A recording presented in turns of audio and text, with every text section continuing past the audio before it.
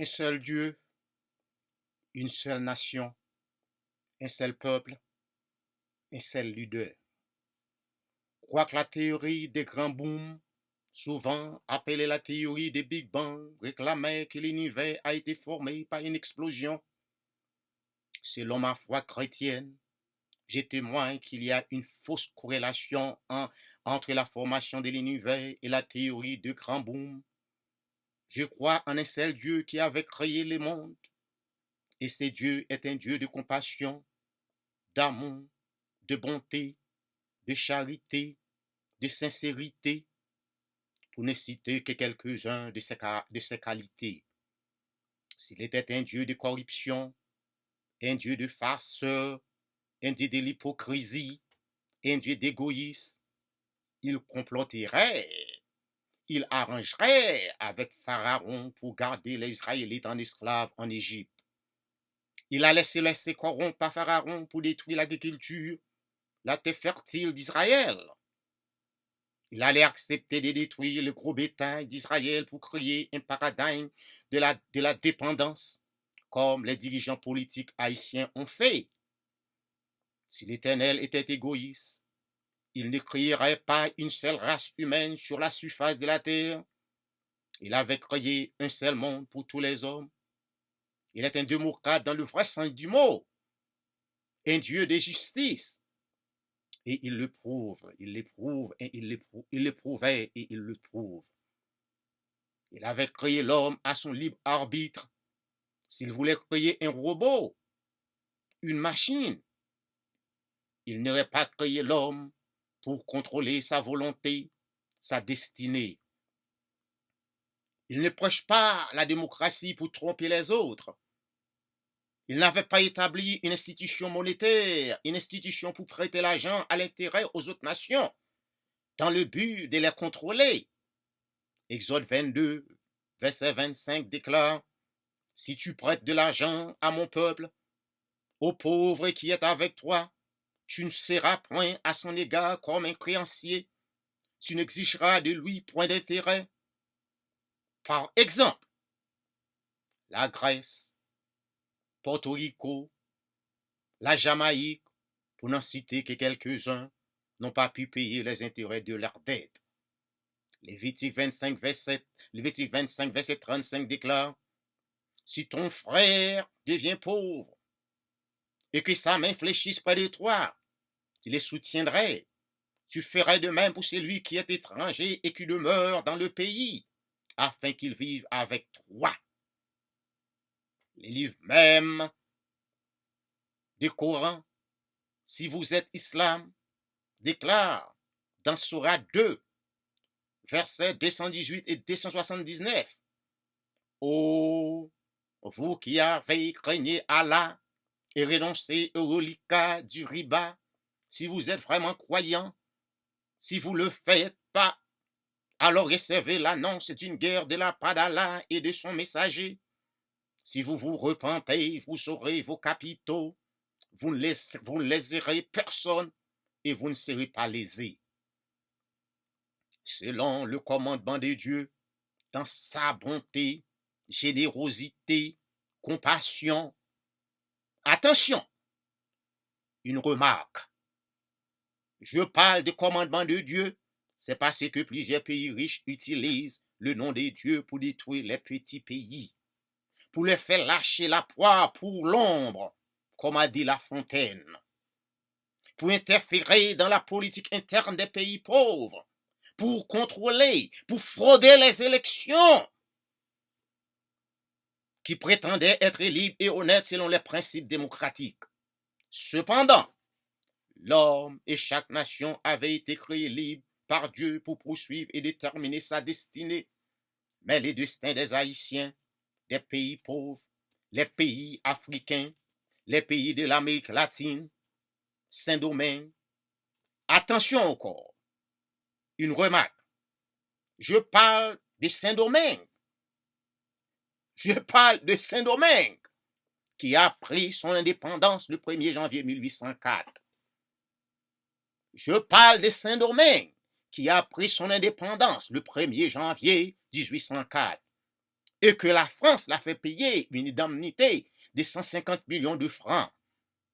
Et les États-Unis acceptaient cette indépendance après 58 ans, de 1804 à 1862. Cette époque en cours, on parlait de l'abolition de l'esclavage qui était décrétée par la Convention nationale le 4 février 1794. Et en 1789 venait la Déclaration des droits de l'homme, dans laquelle l'article 1er a déclaré « Les hommes naissent et demeurent libres et égaux en droit.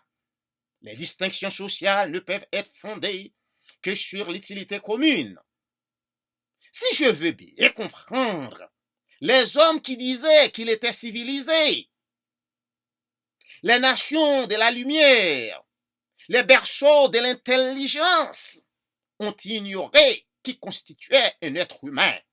On ignorait l'anatomie d'un être humain. Les gens qu'on met dans le... C'est-à-dire, ces gens-là veulent me faire savoir, les gens qu'on a mis, les gens qui étaient dans l'esclavage n'étaient pas des hommes. Hélas, quelle idiotie ou l'hypocrisie.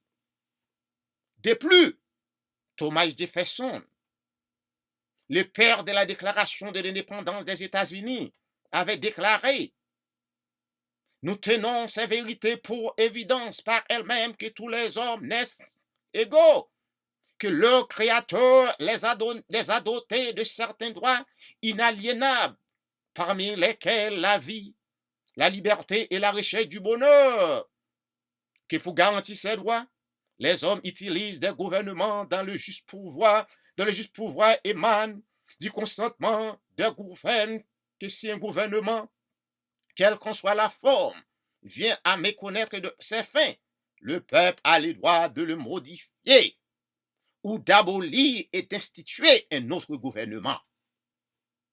Cependant, durant cette même époque que Thomas Jefferson a fait cette déclaration, il y avait des esclaves en Haïti. Et dans sa déclaration, il indiquait aux esclaves qu'ils ont le droit à la recherche du bonheur. Les esclaves de Saint-Domingue suivirent le conseil de Thomas Jefferson tout en révoltant, en réclamant leurs affranchissements. Et finalement, le 1er janvier 1804, ils ont pris leur indépendance. Ils ont pris leur liberté tout en cherchant le chemin du bonheur. Eh bien, les États-Unis étaient le premier pays qui avait puni Haïti pour exécuter les conseils que Thomas Jefferson a donnés aux esclaves. Les États-Unis refusaient de reconnaître l'indépendance d'Haïti. Et c'était juste après 58 ans que le gouvernement d'Abraham Lincoln a reconnu l'indépendance d'Haïti. Et sur ce même geste, on cherche encore à appauvrir le pays. Depuis lors, Haïti commençait à payer le prix de son indépendance. D'ores et déjà, Haïti est sous une forme d'occupation moderne. On utilise les politiciens haïtiens qui manquent de jugement, manquent d'intelligence et de réflexion pour détruire leur propre pays. La conception d'une seule nation, un seul peuple, un seul leader n'existe pas en Haïti. Cela n'existe pas à Saint-Domingue. Cela n'existe pas dans les pays de l'Amérique latine.